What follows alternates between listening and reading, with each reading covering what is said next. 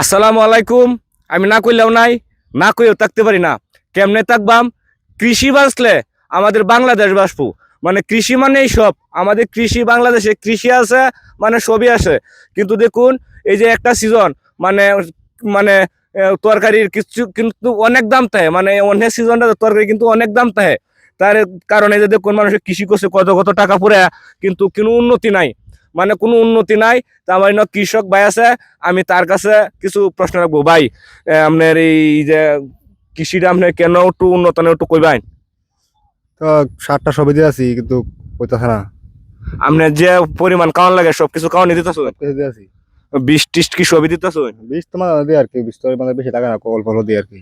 তবে আমাদের যে পূর্বতলা উপজেলা আছে, এতে কি আপনার কিন্তু কৃষি অফিসার বন্ধ হয়? না, কৃষি অফিসার তো হয় না।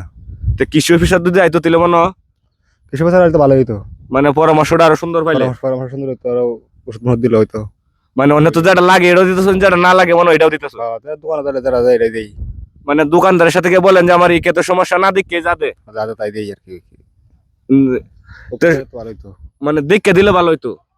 মানে একটা সমস্যা দোকানে গিয়ে বলে, মানে আমি যেহেতু জানি, মানে ডাক্তার রুগী, মানে রুগী কিন্তু আপনার দেখা লাগে, মানে রুগীটা আপনার কি অসুস্থ হয়েছে রুগীটা কিন্তু দেখা লাগে। তা আমরা কিন্তু আমাদের কৃষক মানে যে মানে দোকানে কিন্তু গিয়ে বলে যে আমার এই রোগটা হয়েছে, এই মানে কথার ভিত্তিতে কিন্তু ওষুধ দেয়, মানে মানে এই আবি যাবি আপনার দেয় আর কি।